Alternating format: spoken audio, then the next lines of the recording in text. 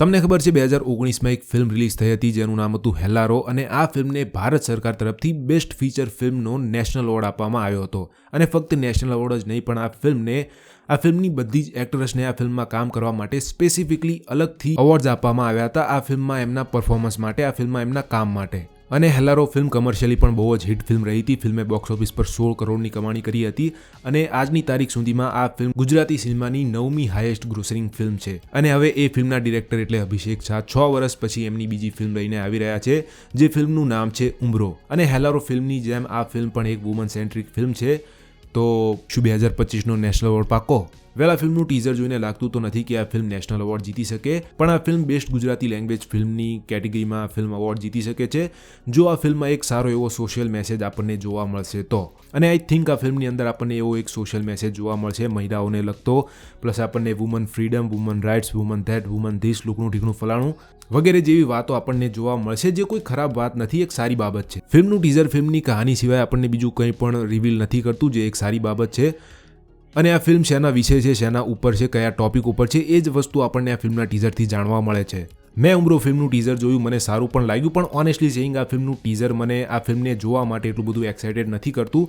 અને આ ફિલ્મના ટીઝરની અંદર કોઈ પણ એવી મૂવમેન્ટ આપણને જોવા નથી મળતી જે આપણને આ ફિલ્મને જોવા માટે એક્સાઇટેડ કરે. અને હા, મારો પર્સનલ ઓપિનિયન છે, તમારા વિચાર કદાચ અલગ હોઈ શકે છે. હું એવું નથી કહી રહ્યો કે આ ફિલ્મનું જે ટીઝર છે એ સારું નથી, આ ફિલ્મનું ટીઝર સારું છે, but it was missing what I cold is A buzz creating movement. ફિલ્મનું ટીઝર મને ફિલ્મ જોવા માટે એક્સાઇટેડ નથી કરતું, પણ મારે આ ફિલ્મનું રિવ્યૂ બનાવવાનું છે એટલે હું આ ફિલ્મને થિયેટરમાં જોવા જઈશ અને આ ફિલ્મનું રિવ્યૂ હું તમને આ ચેનલ ઉપર આપીશ. તો એ રિવ્યૂ જોવા માટે ચેનલને સબસ્ક્રાઇબ જરૂર કરજો. અને આઈ થિંક હેલ્લારો ફિલ્મની અંદર જે રીતે બધી જ એક્ટ્રેસના પરફોર્મન્સ બહુ જ જોરદાર હતા એ રીતે આ ફિલ્મની અંદર પણ આપણને બધી જ વુમન એક્ટ્રેસના પરફોર્મન્સ બહુ જ સરસ એવા જોવા મળશે જે આ ટીઝરમાં પણ લાગી રહ્યા છે.